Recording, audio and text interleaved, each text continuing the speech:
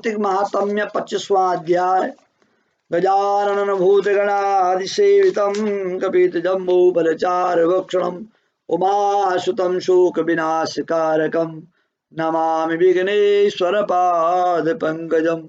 लम्बोदरं नमस्तुभ्यं सत्तमोदकप्रिय निर्विघ्नं कुरु मो देव सर्वकार्येषु सर्वदा। गुरु ब्रह्मा गुरुर्विष्णु गुरुर्देवो महेश्वर गुरु साक्षात् परम ब्रह्म तस्मै श्री गुरुभ्यो नमः। 25वां अध्याय कार्तिक महात्म्य का।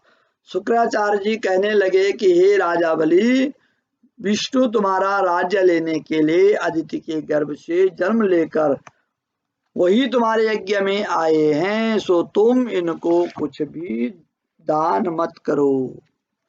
इस प्रकार से जब अदिति को भगवान ने दर्शन दिया, माता अदिति जो देवताओं की माता है उनको दर्शन दिया, तपस्या माता ने किया और भगवान ने कहा कि मैं स्वयं अवतार लूंगा आपके गर्भ से। तब भगवान ने वामन रूप धारण किया और चले गए राजा बलि के यहाँ। इधर भगवान की प्रेरणा से राजा बलि ने महायज्ञ रखा हुआ था और राजा बलि के जो पुरोहित हैं और शुक्राचार्य जी हैं, और शुक्राचार्य जी ने अपने योग विद्या से, अपने तप की विद्या से पहचान गए कि भगवान स्वयं साक्षात नारायण आ गए हैं राजा बलि को छलने के लिए। शुक्राचार्य राजा बलि को मना करते गए परंतु बलि नहीं माने।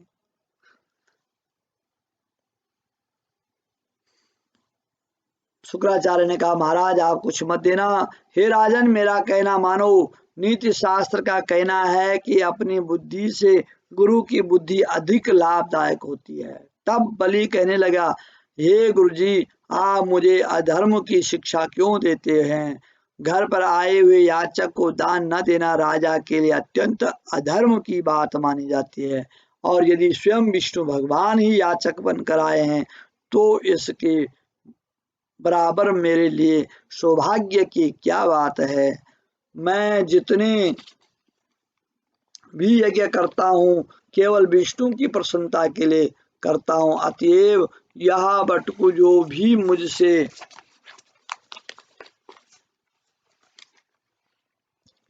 मांगेगा मैं अवश्य इसको दान दूंगा। इतने में ही वामन भगवान राजा बलि के यज्ञ मंडप में आ गए।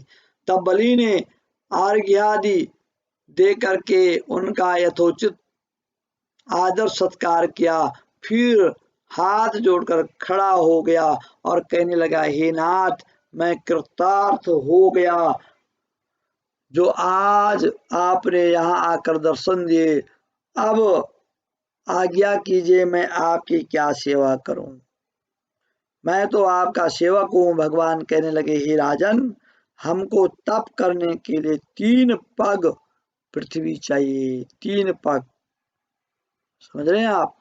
राजा बलि हंसकर कहने लगे, हे बटकू, हे छोटे से बालक, इतने तुमने यहाँ क्या मांगा? कुछ धन, ग्राम, कोई शहर मांग लेते। वामन जी कहने लगे कि हे दैत्यराज, मुझको किसी प्रकार का लोभ नहीं है। मुझे तो इतनी भूमि चाहिए जिससे मेरा कार्य हो जाए। हे राजन, पृथ्वी का दान करना राजा का परम धर्म है। भूमि दान करने वाला जन्म मृत्यु से मुक्त होकर के विष्णु के परम पद को प्राप्त हो जाता है। जिस राजा ने भूमि का दान दिया समझो उसने सर्वस्व का दान दिया। राजन, यह पृथ्वी सदैव किसी के पास नहीं रहती। मानधाता जैसे सारी पृथ्वी के भोगने वाले राजा आज वहाँ है। चंचल लक्ष्मी से जो अपना मार्ग सुधारते वे धन्य हैं, क्योंकि लक्ष्मी चंचल है। लक्ष्मी क्या है? चंचल है। धन क्या है? चंचल है। जो अनश्वर है, जो नाश होने वाली चीज है, उससे आप जो कभी खत्म नहीं होने वाला जो धर्म है, जो कर्म है, जो पुण्य है, उसको प्राप्त कर सकते हैं। अधिक क्या कहें, भूमि दान से उत्तम दान संसार में कुछ भी नहीं है और ना ही होगा।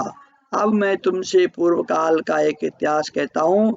पहले ब्रह्म कल्प में भद्रमती नाम का एक ब्राह्मण था। उसके सुता सिंधु, यशोमती, शोभा, कामनी, मालिनी नाम की 6 स्त्रियां तथा अनेक पुत्र थे। अतः वह और उसकी संतान भूख से अति दुखित हो गई। इस दरिद्रता के कारण वह स्वयं को धिक्कारने लगा। फिर वह अपने कुटुंब सहित कौशंबी नाम की नगरी में चला गया। वहां जाकर भद्रमती ने सुघोष नाम के एक धनी ब्राह्मण से 5 पग भूमि मांगी, तो उसने भूमि दे दी। इसी भूमि दान के कारण उस घोष नामक ब्राह्मण को विष्णु का परम पद प्राप्त हुआ। फिर भद्रमती ने वह भूमि एक दूसरे ब्राह्मण को दान दे दी, जिससे उसे भी मोक्ष प्राप्त हुआ। इस कारण हे राजन, हमें 3 पग भूमि दो, जिससे हम भी मोक्ष का साधन प्राप्त कर सके। इतनी बात सुनकर राजा बलि जल युक्त वाले लोटे, टूंटी वाले लोटा लेकर भूमि का संकल्प करने के लिए तैयार हो गए।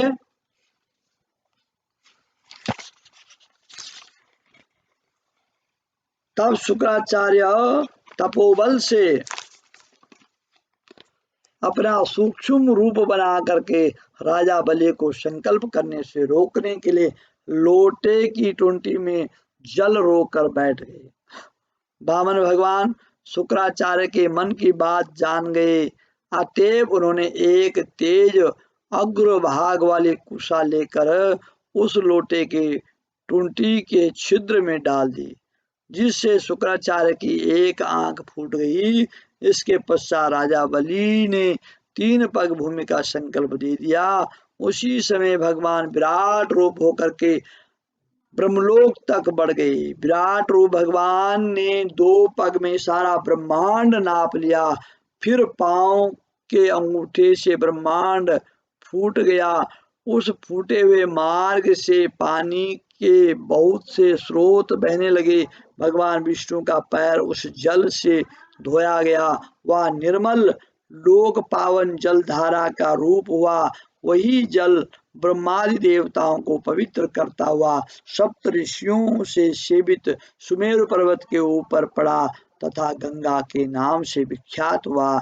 इस दृश्य को देखकर ब्रह्मादिक सब देवता और ऋषि मुनि भगवान की स्तुति करने लगे।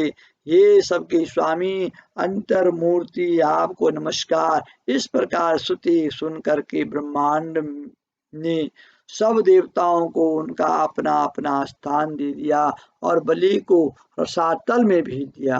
फिर तीसरा पग जब भगवान ने बलि को कहा कि तीसरा पल मैं कहाँ रखूं, तो राजा बलि ने कहा, प्रभु ये मेरा मस्तिष्क, मेरा सिर, आप मेरे सिर में इस पैर को रखिए। तो भगवान ने जैसे राजा बलि के सिर पर पैर रखा, राजा बलि रसातल को चले गया और उसको वरदान, भगवान ने फिर राजा बलि को वरदान दिया, अग्नि के बिना मंत्र के जो हवन किया जाता तथा अपवित्रता से कुपात्र को जो दान दिया जाता या हवन किया जाता, वह सब बलि को प्राप्त होता है। जो अपवित्रता से पूजा पाठ किया जाता है और जो कुपात्र को दान दिया जाता है या जो कुपात्र हवन करता है, उसका जो फल है वो राजा बलि को जाता है। इसलिए शुद्धता के साथ में कर्म करना चाहिए। इस प्रकार भगवान ने देवताओं को सुंदर स्वर्ग तथा बलि व अन्य दैत्यों को रसातल दिया। इतना सब कुछ करके विराट रूप भगवान वामन रूप हो गए।